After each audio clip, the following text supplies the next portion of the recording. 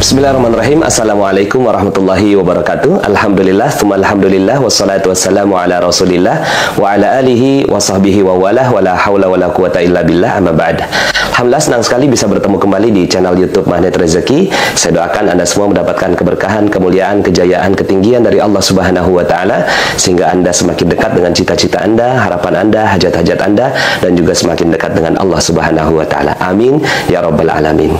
Seperti biasa di channel ini kita akan membahas tentang materi magnet rezeki, bagaimana menarik rezeki dahsyat dengan cara Allah. Tapi sebelum kita lanjut kepada materinya, bagi teman-teman yang belum subscribe dan baru saja menemukan channel ini, silahkan subscribe. Insya Allah Anda akan mendapatkan materi-materi yang terbaik dari channel ini. Insya Allah Anda adalah makhluk yang ajaib, tinggal kita sempurnakan faktor-faktornya. Dan insya Allah dalam video-video berikutnya kita akan lanjutkan materi ini sampai Anda menemukan potensi terbesar diri Anda dan menjadi makhluk ajaib sebagaimana yang Allah Subhanahu wa Ta'ala inginkan untuk Anda. Amin, amin ya rabbal alamin. Alhamdulillah, bagaimana kabarnya Bapak Ibu semua? Semoga selalu berada dalam limpahan karunia, rahmat, cinta, berkah, dan kemuliaan dari Allah Subhanahu wa Ta'ala, sehingga kehidupan Anda menjadi jauh lebih baik lagi, jauh lebih dicintai Allah, dan jauh lebih mendekatkan kepada tujuan mendapatkan rezeki berlimpah di dunia maupun di akhirat. Bapak Ibu, dalam kesempatan kali ini saya ingin menyampaikan materi tentang goa keajaiban. Saya akan bagi dalam beberapa audio, ya.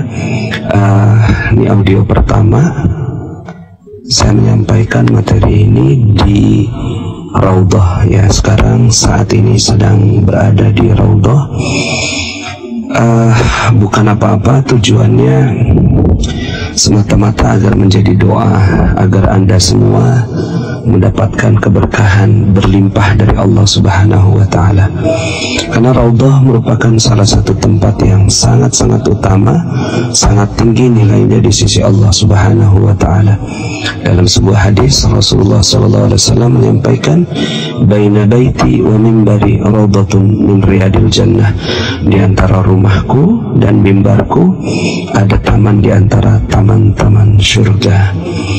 Nah, Bapak Ibu yang dirahmati Allah Subhanahu wa Ta'ala, saya doakan semoga Anda semua bisa datang ke Raudhah ini untuk berdoa, bermunajat kepada Allah Subhanahu wa Ta'ala, dan mendoakan agar kehidupan Anda menjadi jauh lebih baik di dunia maupun di akhirat. Islam ini agama yang ajaib, Bapak Ibu. Ajaib sekali, ya. Kitabnya ajaib, nabinya ajaib, dan kisah-kisahnya semuanya adalah kisah-kisah yang ajaib, ya. Dan lawan dari keajaiban adalah hukum sebab akibat, atau hukum, ya, yang disebut sebagai hukum alam, ya. Sebenarnya itu adalah sunnatullah, hukum yang berlaku di alam. Tapi ketika Allah Subhanahu wa Ta'ala berkehendak, maka kehendaknya lah satu-satunya yang bisa dilakukan atau terjadi di alam ini. Ketika Allah Subhanahu wa Ta'ala mengatakan, berfirman di dalam Al-Quran, innama amruhu idza arada syai'an ay yaqula lahu kun fayakun. Sesungguhnya jika Allah berkehendak, ya, maka Allah cukup katakan kun fayakun, jadi maka jadi. Maka Bapak Ibu yang dirahmati Allah, inilah yang dijanjikan oleh Islam. Ya, dijanjikan oleh Islam adalah kekuatan Allah Subhanahu wa Ta'ala yang berlaku di alam semesta. Ketika kita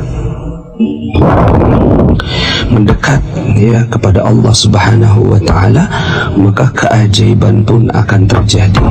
Bagaimana tidak ajaib, Bapak Ibu? Nabi Musa bisa membelah lautan, Nabi Ibrahim bisa Allah izinkan menjadikan api menjadi dingin,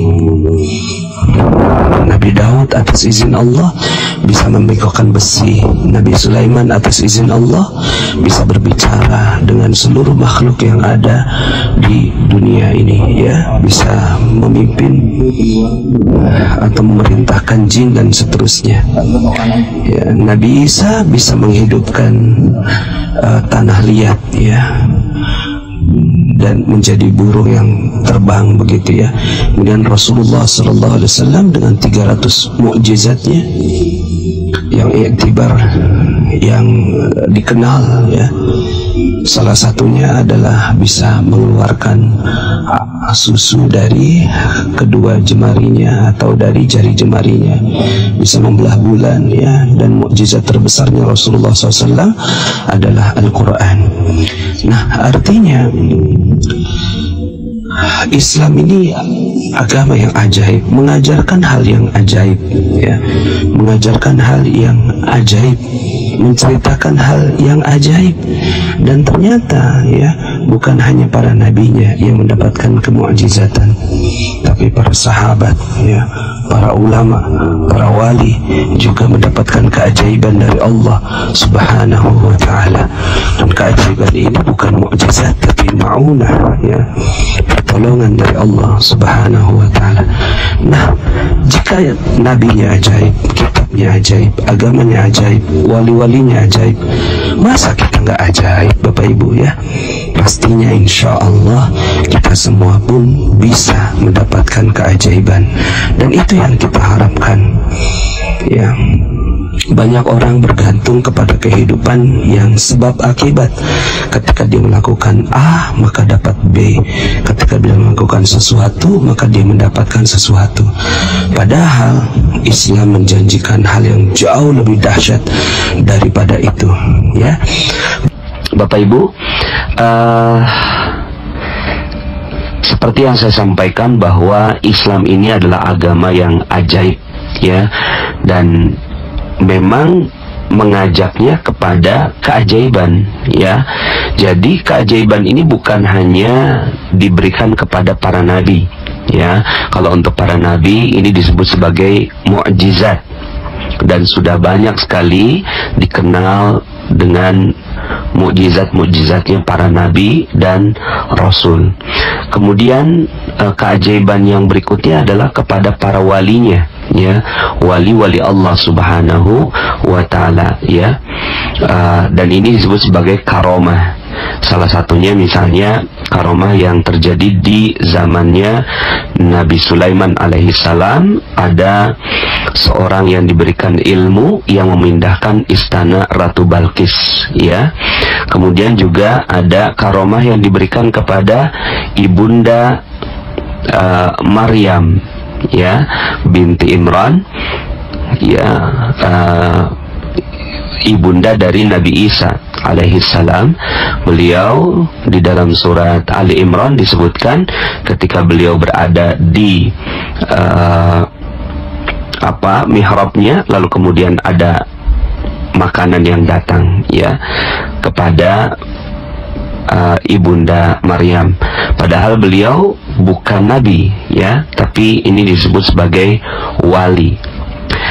Nah, keajaiban-keajaiban itu juga terjadi bukan hanya kepada para wali-walinya, ya, para ulama juga, ya. Kita mendengarkan banyak sekali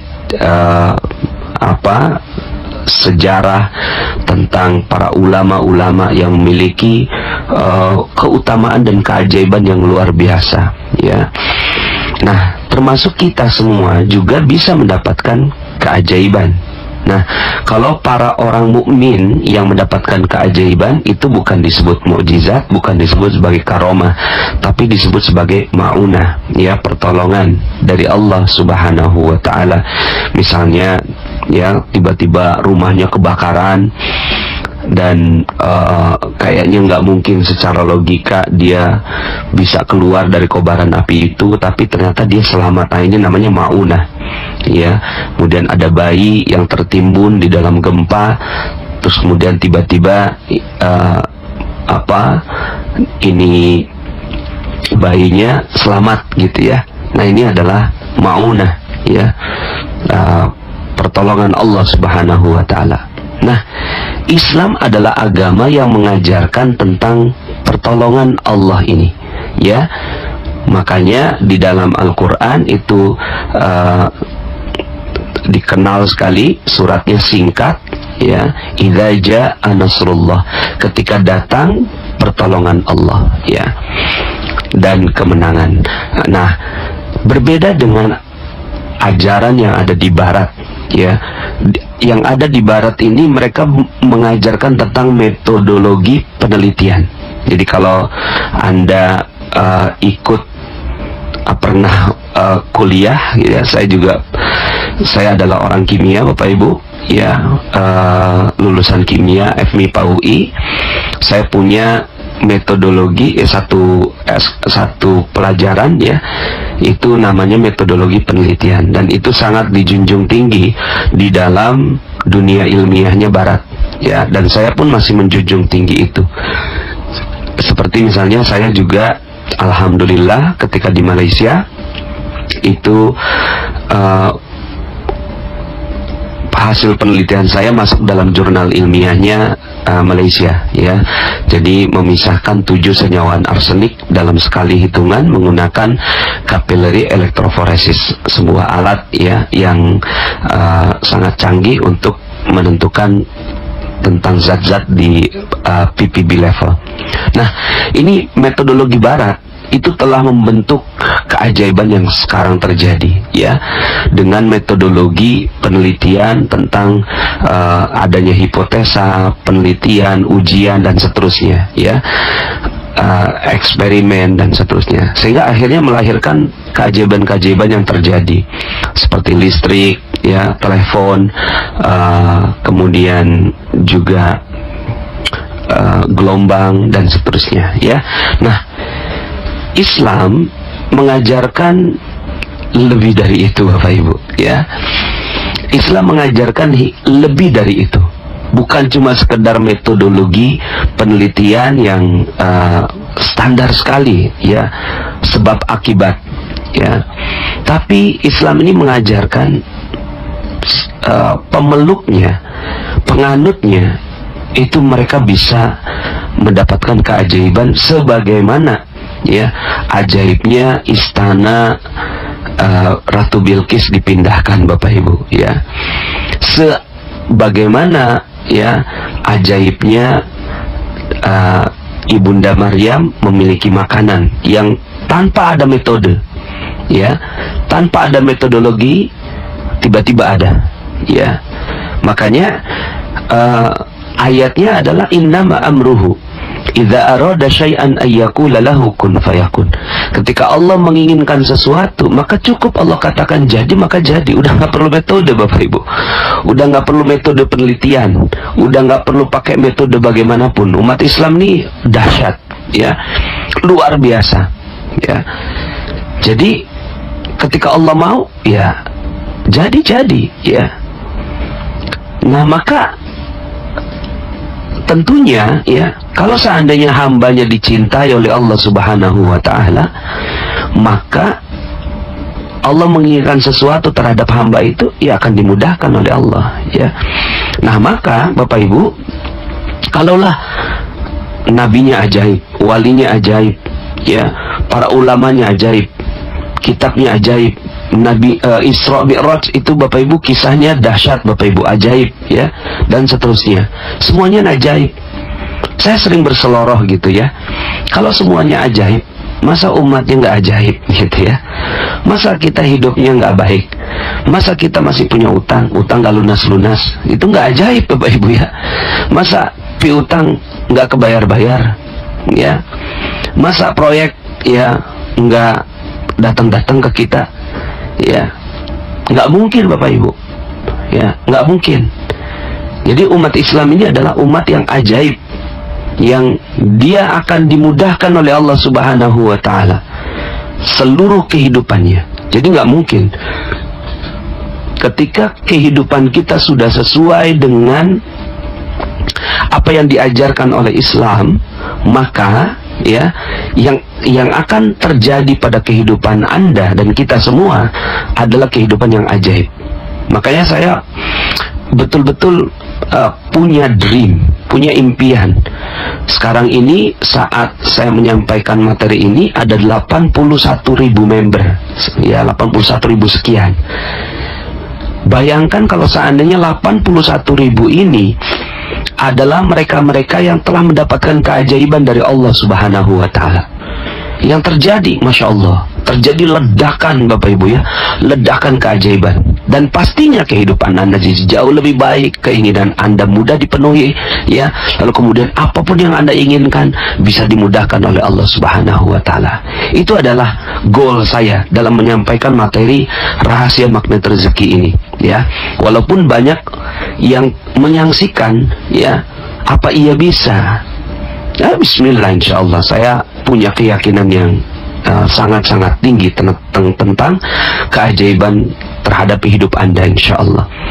Minimal kalau seandainya Anda nggak bisa jalan di atas air gitu Bapak Ibu ya, minimal kalau Anda nggak bisa nurunin hujan, ya minimal utang lunas gitu ya Bapak Ibu ya. Minimal kita ini ya piutangnya dibayar gitu. Minimal proyek kita nih berhasil dan berlimpah ruah gitu ya, minimal itu ya. Kalaupun seandainya kita tidak di atasnya itu, yaitu keajaiban, tiba-tiba ada makanan di depan kita, ajaib tanpa ada proses gitu ya, minimal mah ya semua hidup kita baik. Nah maka yuk sama-sama kita pelajari Bapak Ibu ya. Maka yang kita pelajari adalah polanya ya. Dalam materi-materi yang sebelumnya sudah banyak disampaikan gitu ya, tentang pola-pola yang seperti paradox of candy ya. Itu adalah pola menerima apapun yang Allah tetapkan ya, kita terima bungkusnya. Kemudian pola detox rezeki, ternyata ada pola detoxnya gitu ya. Kemudian ada pola ya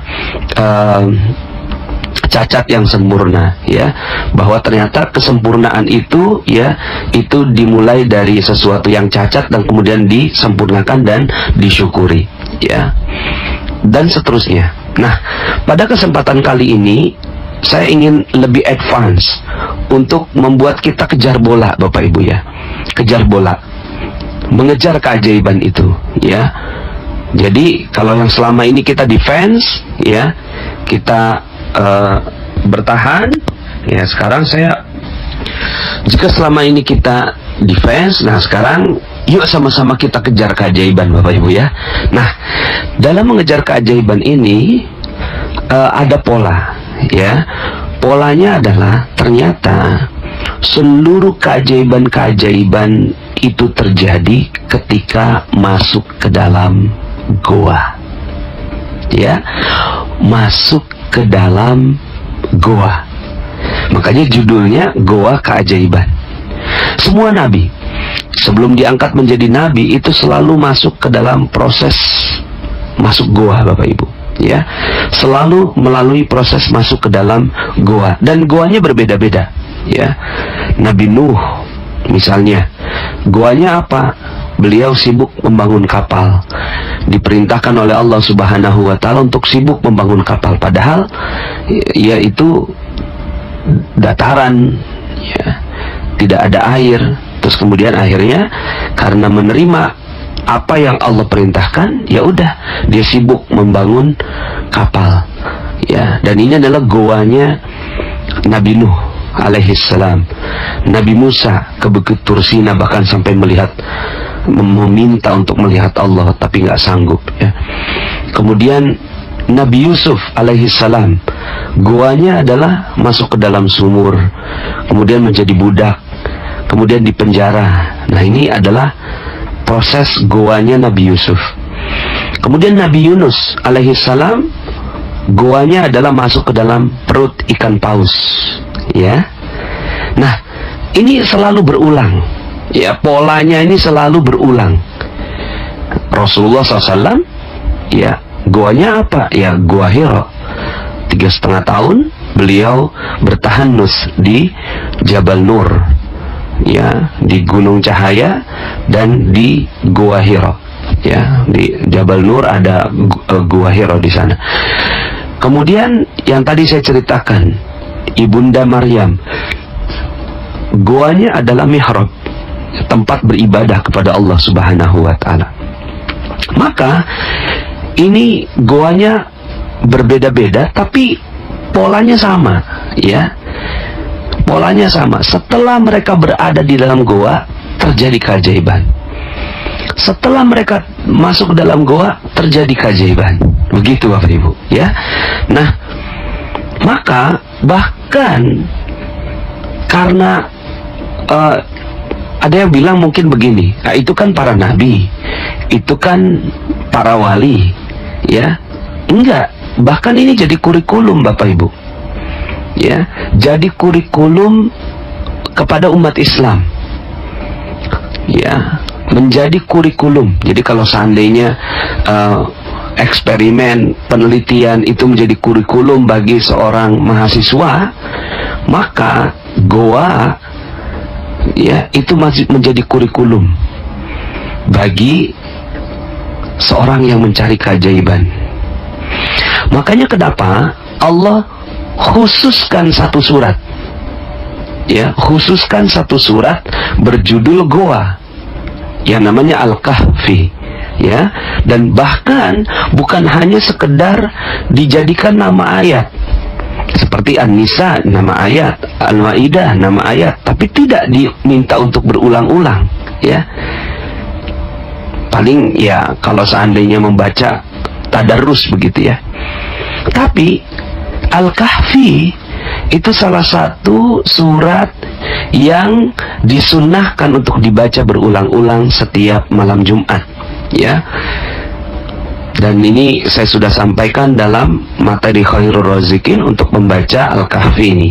Nah, ini adalah satu pola yang berulang, bahwa ternyata Allah ingin mengajarkan agar kita semuanya juga masuk goa, ya, agar kita semua umat Islam, ya, orang yang beriman itu masuk ke dalam goa. Dan Allah ceritakan di sana, ya, nahnu naqussu 'alaika naba'ahum bil haqq innahum fityatun amanu bi rabbihim wa zidnahum huda. Kami telah menceritakan cerita ini dengan benar, ya. Seakan-akan Allah Subhanahu wa Ta'ala ingin mengatakan bahwa proses Al-Kahfi ini adalah sebuah proses al-haq, naba'ahum bil haq, ya. Jadi kalau kamu mau dapat keajaiban ini loh, ya, aku berikan kepada kalian satu kisah, ya. Innahum fityatun amanu, ya. Jadi mereka adalah pemuda yang beriman kepada mereka, kepada Rob mereka. Jadi syarat pertama ketika kita masuk ke dalam goa ini adalah beriman, penuh yakin kepada Allah Subhanahu wa Ta'ala. Lalu kemudian wazidnahum huda, baru kemudian Allah berikan kepada mereka huda, petunjuk. Nah, petunjuk inilah yang sebenarnya kita butuhkan atas semua masalah-masalah kita, ya. Hutang kita nggak beres, kita butuh hudan, kita butuh petunjuk. Ya Allah, tolong tunjuki saya gimana caranya memperbaiki ini utang sekian miliar ini, ya, amanah sekian miliar, piutang nggak dibayar orang. Kita butuh petunjuk gimana cara nagihnya dengan baik, begitu, ya. Proyek nggak beres-beres, kita perlu minta petunjuk dari Allah. Kerjaan, ya, tiba-tiba kita di PHK, kita perlu petunjuk. Makanya wazidnahum huda. Maka sekali lagi saya garis bawahi, ya, garis tebal, pakai stabilo warna merah, ya, dan gambar bintang-bintang gitu Bapak Ibu, ya. Masuk ke dalam goa keajaiban merupakan kurikulum bagi umat Islam, ya. Kalau Anda benar-benar ingin dapat hidup yang ajaib, maka nggak ada cara lain kecuali Anda masuk dalam goa, masuk ke dalam goa, ya. Nah, nanti kita akan jelaskan prinsip-prinsip goanya. Nah, sebelum saya jelaskan prinsipnya, saya jelaskan tentang satu ayat, ya, di dalam surat Al-Kahfi itu. Ayat yang ke-16, ya, Allah Subhanahu wa taala berfirman, a'udzubillahi minasyaitonir rajim, wa idz tazaltumuhum wa ma ya'buduna illallah fa'u ilal kahfi yanshur lakum rabbukum min rahmatih wa yuhayyi lakum min amrikum mirfaqa. Ya, maka carilah tempat berlindung ke dalam gua itu. Nah, jadi ini adalah perintah Allah. Fa'u, ya, maka carilah tempat berlindung ke dalam gua itu. Yanshur lakum, maka Allah akan, ya, yansur lakum rabbukum min rahmatih, mencurahkan, melimpahkan sebagian rahmatnya kepadamu. Dan ini yang paling dahsyat Bapak Ibu, karena Allah Subhanahu wa taala menyebutkan di akhir ayat ini, wa yuhayyi lakum min amrikum mirfaqa, dan menyediakan sesuatu yang berguna bagimu dalam urusanmu. Menyediakan, jadi Allah yang sediakan. Jadi prosesnya, ya, prosesnya adalah bukan kalau kita melakukan sesuatu maka akan dapat seperti ini. Masak air sampai 100 derajat mendidih, itu sunnatullah. Sederhana sekali, ya, sederhana sekali. Masak air kemudian sampai 100 derajat, tiba-tiba airnya mendidih, ya. Kemudian membekukan air 0 derajat, dia mulai membeku. Nah, ini adalah sunnatullah. Tapi di dalam proses keajaiban ini beyond, di luar batas sunnatullah, gitu Bapak Ibu, di luar batas sunnatullah. Wa yuhayyi lakum min amrikum mirfaqa, menyediakan sesuatu yang berguna bagimu dalam urusanmu. Nah, artinya kalau kita mau disediakan loh Bapak Ibu, ya, bukan kita yang nyari, tapi Allah yang sediakan, ya. Allah yang sediakan, ini loh, ini pakai, gitu, ya. Maka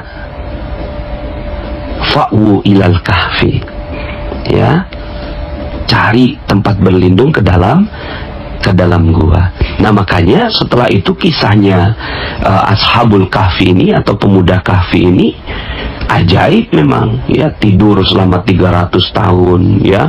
Kemudian dalam hitungannya komariahnya 309 tahun, gitu, ya. Terus kemudian berguling-guling, gitu, ya. Kemudian abadilah begitu, ya, mereka bisa sampai melampaui masa 300 tahun. Ini kan ajaib, beyond sunnatullah, ya, beyond sunnatullah, di luar batas, ya, sunnatullah. Maka insya Allah Anda semua perlu yang namanya di luar batas sunnatullah. Insya Allah Bapak Ibu, ya, Anda bisa mendapatkannya. Nah, sekarang 7 prinsip goa, ya, 7 prinsip goa. Jadi ada 7 prinsipnya. Yang pertama, goa ini sepi dan terasing. Sepi dan terasing. Kita lihat Nabi Nuh sepi dan terasing, Nabi Yusuf sepi dan terasing, Nabi Yunus, ya, sepi dan terasing, Nabi Musa sepi dan terasing, Rasulullah SAW di Gua Hira sepi dan terasing. Jadi kalau Anda ingin masuk ke dalam gua, Anda harus menyepi dan terasing dari kehidupan Anda sekarang, ya. Jadi ya keluar, ya, cari tempat yang sepi dan terasing. Itulah gua. Nggak mesti juga goa yang kayak Flintstone gitu, ya Bapak Ibu, ya, zaman batu gitu, terus kemudian Anda cari hutan di mana, kemudian ada goa. Nggak mesti juga. Nanti saya akan sampaikan beberapa bentuk-bentuk goa yang dibuat oleh agama ini, ya. Jadi setelah Rasulullah SAW ke Gua Hira, lalu kemudian akhirnya para sahabat juga masuk ke dalam gua, tapi guanya bukan Gua Hira, ya, tapi gua yang Rasulullah SAW telah ajarkan kepada kita semua. Nah, yang pertama adalah prinsip pertamanya sepi dan terasing. Dia harus betul-betul sepi, ya, nggak ada, ya, sunyi, sepertinya ya tidak, ya nggak kekinian itu Bapak Ibu ya. Yo sepi ya. Yang kedua, lepas dari seluruh hiruk pikuk dunia. Lepas dari seluruh hiruk pikuk dunia. Ini prinsip goa kedua. Sepi, terasing, lepas dari seluruh hiruk pikuk dunia. Mungkin Anda punya masalah sekarang. Mungkin Anda punya masalah amanah yang sangat-sangat tidak sederhana. Lalu kemudian Anda lupakan itu semua. Anda lupakan itu semua. Lalu kemudian Anda menyepi dan terasing. Kemudian yang ketiga, Anda puasa berita, ya. Puasa berita. Ini tidak ada berita yang kita dengarkan. Seperti Nabi Nuh, ketika beliau membangun kapalnya, ya, berita-beritanya adalah, oh, Nabi Nuh gila, ya.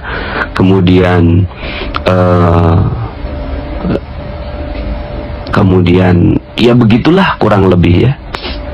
Kan disebutnya terasing. Akhirnya kita udah nggak boleh dengerin berita-berita apapun.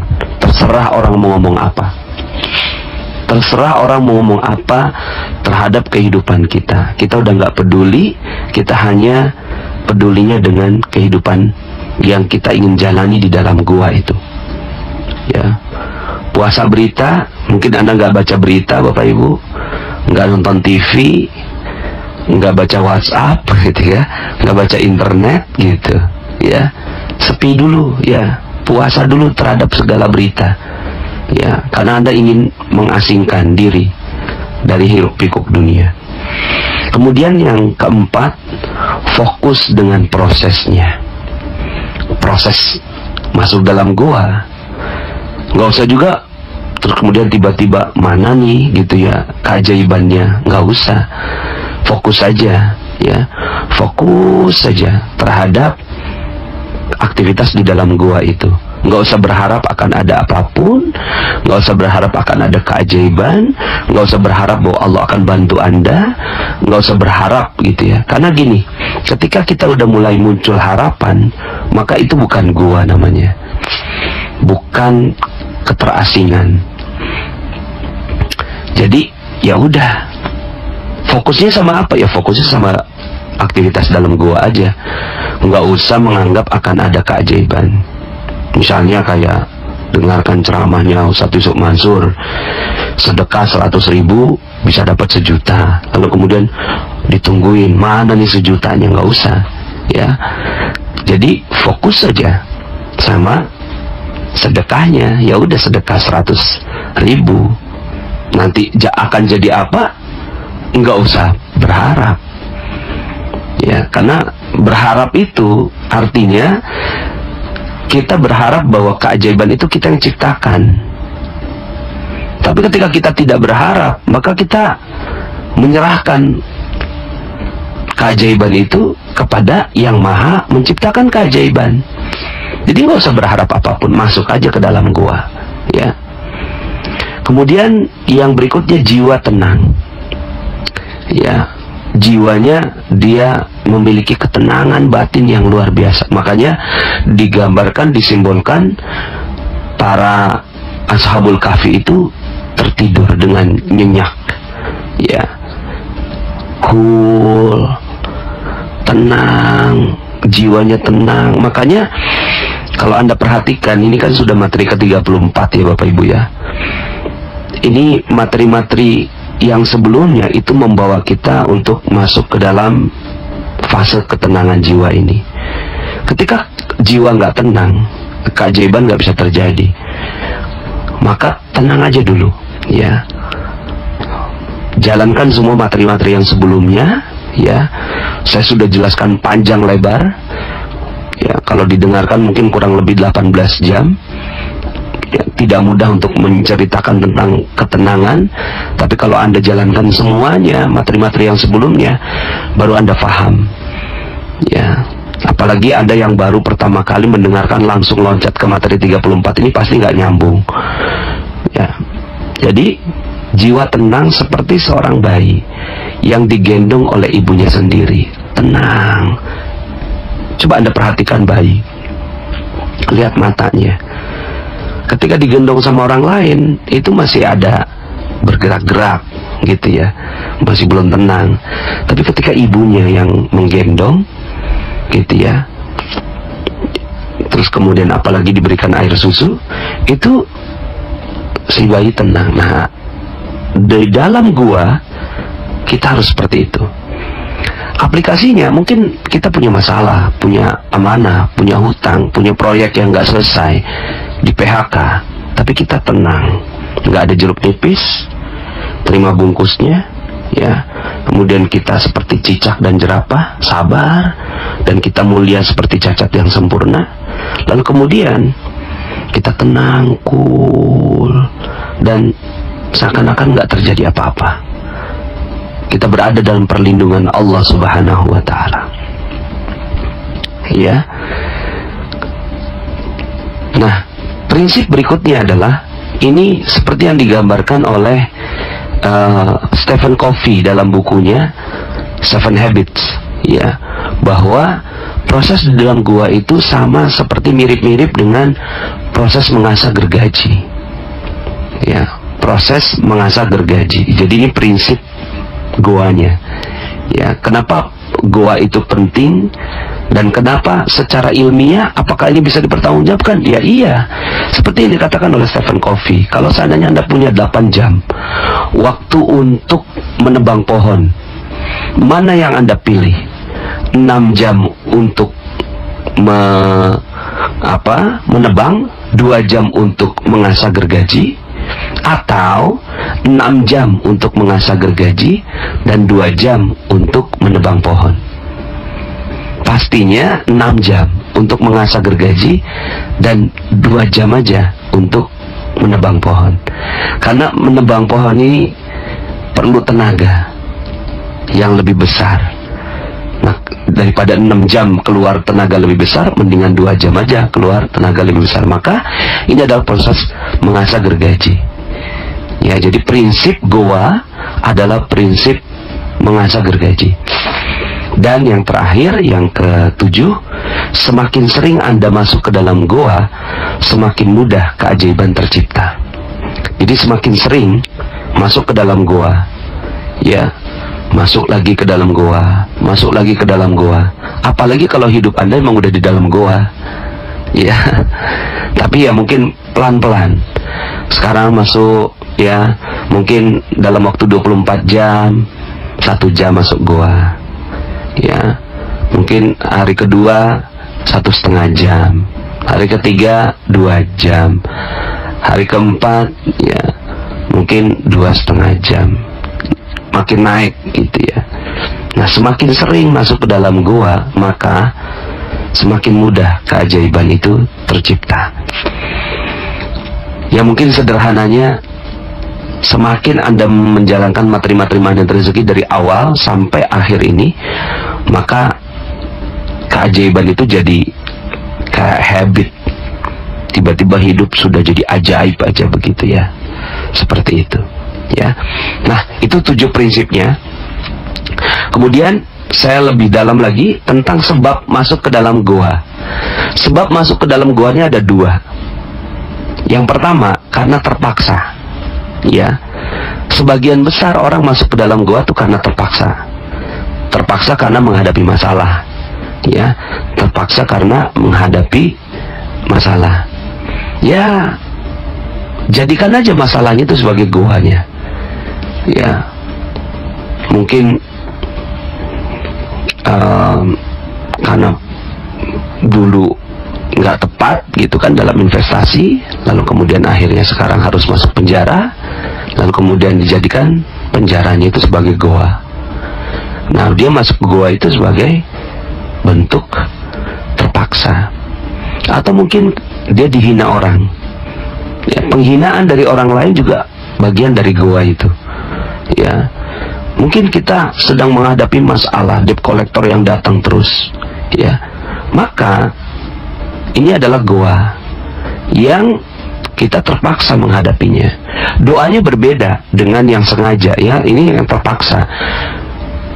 Nah, orang-orang yang terpaksa ini doanya adalah la ilaha illa anta subhanaka inni kuntu minadh dhalimin. Sebagaimana Nabi Yunus alaihi salam masuk ke dalam ikan paus, lalu ini adalah doanya Nabi Yunus. Sering-sering baca doa ini. La ilaha illa anta subhanaka inni kuntu minadh dhalimin. La ilaha illa anta subhanaka inni kuntu minadh dhalimin. Ini adalah doa orang yang masuk ke dalam gua dengan terpaksa. Ya. Kemudian sebab masuk ke goa yang kedua adalah sengaja. Dia sengaja memang. Ketika mungkin sebagian dari Anda mengatakan bahwa ya saya hidup baik-baik saja, nggak ada masalah gitu ya, maka Anda ingin sekali hidup Anda betul-betul ajaib, ya, ajaib. Maka Anda sengaja nih, setelah mendapatkan materi ini, Anda sengaja dengan kesadaran dan ilmu lalu masuk ke dalam goa. Maka doanya juga berbeda. Doanya adalah Rabbi adkhilni mudkhala sidqin wa akhrijni mukhraja sidqin waj'alni min ladunka sultanan nasira. Ya. Jadi doa yang terpaksa itu la ilaha illa anta subhanaka inni kuntu minadh dhalimin. Tiada ilah selain engkau ya Allah, subhanaka maha suci engkau, inni kuntu minadh dhalimin. Sesungguhnya aku berada dalam keadaan yang zalim. Sementara yang tadi, ya, sengaja dia masuk ke dalam guanya, Rabbi adkhilni, ya Allah masukkanlah aku, mudkhala sidqin, dari pintu masuk yang baik, yang benar, ya, yang terbaik. Wa akhrijni mukhraja sidqin, dan keluarkan aku dengan kualitas yang baik, ya. Waj'alni min ladunka sultanan nasira, dan berikanlah kepadaku, ya, waj'alni min ladunka sultanan nasira, dan berikanlah kepadaku dari sisi engkau kekuasaan yang menolong. Subhanallah, ya. Ini adalah doa agar kita semua mendapatkan pertolongan dari Allah Subhanahu wa ta'ala. Nah, sekarang Bapak Ibu, bentuk-bentuk goa yang disyariatkan oleh Rasulullah sallallahu alaihi wasallam. Ya, jadi setelah mendapatkan materi ini mungkin Anda berpikir, oh kalau kayak gitu kita masuk ke goa mana nih, gitu kan? Enggak Bapak Ibu, ya. Goa yang pertama adalah majelis ilmu. Majelis ilmu ini goa yang Rasulullah sallallahu alaihi wasallam siapkan, ya. Perumpamaan orang yang berilmu dengan orang yang hanya sekedar beribadah tapi tidak berilmu, seperti bulan yang sangat terang purnama dengan bintang yang sangat kecil. Mungkin selama ini kita melakukan amalan-amalan, melakukan aktivitas dalam kehidupan dunia tapi tanpa ilmu. Apa yang terjadi? Yang terjadi akhirnya, ya, kita seperti tak tentu arah. Makanya mungkin ada beberapa di antara Anda yang japri saya, Pak Nas, seandainya lah saya mendapatkan ilmu ini, magnet rezeki, mungkin 5 tahun yang lalu, mungkin saya nggak cerai dengan suami saya. Tapi ya sudah terjadi. Maka subhanallah, seandainya 5 tahun yang lalu kita masuk ke dalam goa. Nah, goa ini adalah majelis ilmu. Nah, majelis ilmu di mana, yang mana? Majelis ilmu ya di mana saja. Intinya ketika ada perkumpulan orang secara fisik, ya, berkumpul, tapi di dalamnya nggak ada gosip, ya. Kadang-kadang majelis taklim ibu-ibu udah kumpul tapi di dalamnya ada gosip, ada ghibah, ada pembicaraan aib saudara mereka. Di dalam majelis taklim itu udah bukan jadi majelis taklim lagi, tapi majelis ghibah, majelis gosip. Yaitu nggak bisa untuk menjadi keajaiban. Yang dibutuhkan adalah majelis yang benar-benar belajar tentang ilmu, belajar tentang keilmuan. Ya, makanya guru saya ketika beliau punya hajat, beliau tuh datang nyari majelis ilmu yang benar-benar majelis ilmu yang belajar benar-benar mengkaji kitab misalnya, ya, lalu kemudian duduk, walaupun itu bukan majelisnya dia, tapi duduk di pinggir, itu dapat berkahnya. Nah, itu adalah goa. Jadi goa yang Rasulullah SAW berikan kepada umat Muhammad SAW setelah ini adalah goa berupa ilmu. Masya Allah, ya. Jadi datangi majelis-majelis ilmu, ya. Mungkin Anda bisa datang ke pengajian pekanan gitu, ya. Datang, paksa diri Anda untuk selalu datang ke majelis ilmu seperti ini, ya. Ini yang pertama. Yang kedua, semua sholat adalah goa, Bapak Ibu. Semua sholat, ya. Semua sholat adalah goa. Makanya dia sepi, terasing, melupakan semua hiruk pikuk dunia. Kemudian puasa dari segala berita, kan masuk dalam prinsip-prinsipnya, ya. Maka semua sholat itu adalah goa. Maka kalau seandainya Anda sedang gundah gulana dan seterusnya, maka ya sudah, langsung keluar, ya, kemudian ambil wudhu, sholat. Terutama sholat malam, ya. Sholat malam ini adalah kualitas sholat yang terbaik. Tentunya selain yang fardu, sholat sunnah terbaik adalah sholat malam. Maka datang sholat malam, ya. Dalam Al-Quran Allah Subhanahu wa ta'ala menyebutkan, wa minal laili fatahajjat bihi nafilatan lak asa ayyab'atsaka rabbuka maqaman mahmuda. Dan pada sebagian malam hari bersembahyanglah, tahajudlah kamu sebagai suatu ibadah tambahan. Mudah-mudahan Allah mengangkat kamu ke tempat yang terpuji, ya. Jadi, nah bahkan tadi doa yang tadi Rabbi adkhilni itu adalah setelah ayat wa minal laili ini, ya. Dan Allah janjikan wa qul ja'al haqq wa zahaqal batil innal batila kana zahuqa. Dan katakanlah yang benar telah datang dan yang batil telah lenyap. Artinya keajaiban datang, dan yang batil itu misalnya masalah-masalah kita akhirnya lenyap pelan-pelan. Jadi sering-seringlah sholat, sering-seringlah sholat dengan kualitas goa, ya. Kualitas goa, kualitas goa itu ya sepi, terasing, melupakan semua masalah dan hiruk pikuk dunia. Puasa berita, orang mau ngomong apa, ya. Makanya ketika para pahlawan misalnya ditangkap sama Belanda, ya, Pangeran Diponegoro ketika ditangkap Belanda, minta sholat dulu, masuk ke dalam goa dulu, baru kemudian ditangkap sama Belanda. Kemudian beriktikaf di masjid, beriktikaf di masjid. Jadi goanya ini udah dijadikan sebagai kehidupan masyarakat kita, ya. Jadi goanya bukan di gunung-gunung, tapi di masjid, itulah goa. Datang ke masjid, beriktikaf, ya.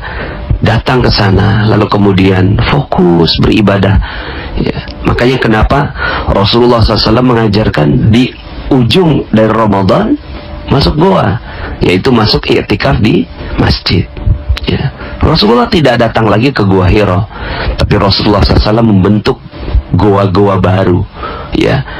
Dan di seluruh dunia sekarang goa-goa itu sudah ada. Itulah sumber keajaiban kita. Masuk ke dalam goa, lalu kemudian minta kepada Allah Subhanahu wa ta'ala. Kemudian yang berikutnya, asyik masuk dengan Al-Quran, ya. Asyik masuk dengan Al-Quran. Jadi tadarus, fokus baca Quran aja. Jadi ketika, ya, kalau ilmu Garputala itu dia masuknya ke tadabbur. Nah, kalau ini fokus saja, misalnya targetin satu hari setengah juz, masuk dalam goa berarti. Kenapa? Karena pas baca itu udah ngituin yang lain kan, nggak ngerjakan yang lain, tapi baca Quran, fokus, walaupun kita nggak ngerti artinya. Tapi memang begitulah Allah Subhanahu wa Ta'ala ingin mendesain. Semakin kita berinteraksi dengan Al-Quran, semakin keajaiban kita akan diraih. Ya, satu huruf itu 10 kebaikan. Bukan berarti alif satu huruf, alif lam mim satu huruf, tapi alif satu huruf, lam satu huruf, mim satu huruf. Nah, artinya semakin banyak kita membaca, ya, maka semakin banyak kebaikan-kebaikan dan keajaiban yang Allah Subhanahu wa Ta'ala akan titipkan untuk kita. Kemudian umroh, ya, umroh ini ya, umroh dan haji, keluar dari tanah air bahkan, ya, tapi bukan untuk bertamasya ala kadarnya, berwisata saja, tapi untuk beribadah dan masuk ke dalam goa. Ya, makanya mohon izin saya menyampaikan materi goa keajaiban ini pada saat perjalanan saya umroh, untuk menjadi doa agar materi ini menjadi sangat powerful untuk Anda semua. Saya betul-betul berdoa agar Allah Subhanahu wa Ta'ala menjadikan Anda sebagai manusia yang ajaib, manusia yang penuh keajaiban. Karena itulah, ya, cita-citanya Allah Subhanahu wa Ta'ala menciptakan manusia. Dan semua tempat-tempat yang mustajab, semua tempat-tempat yang mustajabah untuk berdoa adalah goa. Makanya kemarin saya di Raudhah, itulah goa, ya.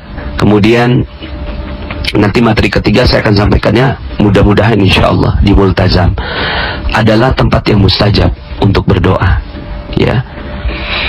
Kemudian waktu-waktu yang mustajab untuk berdoa adalah juga goa. Jadi pas waktunya, misalnya turun hujan, itulah goa bagi kaum muslimin. Turunnya hujan, langsung minta doa kepada Allah Subhanahu wa Ta'ala, ya. Jalankan 7 prinsip goanya. Sepi, terasing, lupakan semua masalah hiruk pikuk dunia, puasa berita, gitu kan. Fokus dengan prosesnya, doa saja, gitu ya. Kemudian tenang seperti bayi, ya. Kemudian proses mengasah gergaji, dan ya, semakin sering kita lakukan, maka semakin, ya, Allah Subhanahu wa Ta'ala akan memberikan. Makanya waktu itu ada seorang syekh dari Palestina datang ke satu masjid, tiba-tiba ada hujan turun. Dia tanya kepada pengurusnya, ini hujan? Iya. Dia keluar, ya, keluar, dan dia main-main dengan hujan. Karena hujan ini adalah bagian dari waktu yang mustajabah, keadaan yang mustajabah untuk berdoa, ya. Kemudian di antara 2 khutbah saat khutbah Jumat, ya. Kemudian di antara sholat, di antara azan dan iqamah, ya.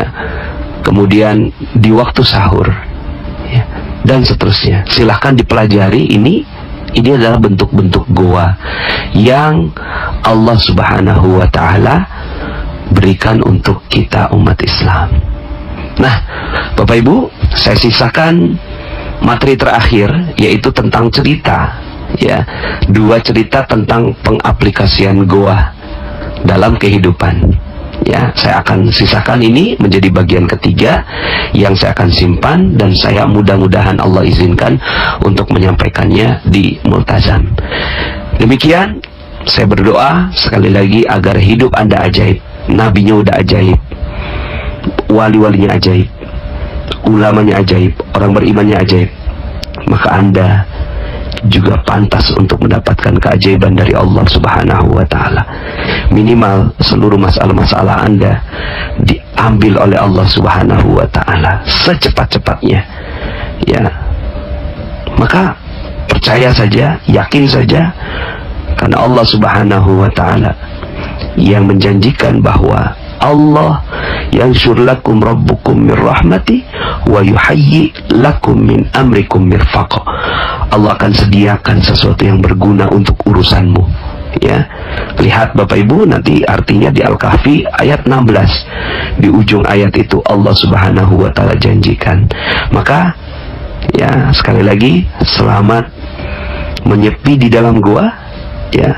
Apalagi kalau seandainya Anda sudah bisa hidup sepanjang detiknya, sepanjang menitnya, sepanjang jamnya Anda berada di dalam gua, maka keajaiban pasti terjadi pada kehidupan Anda. Tapi mulainya dari yang pelan-pelan, ya. Anda cintai dulu gua-gua yang Rasulullah SAW ajarkan.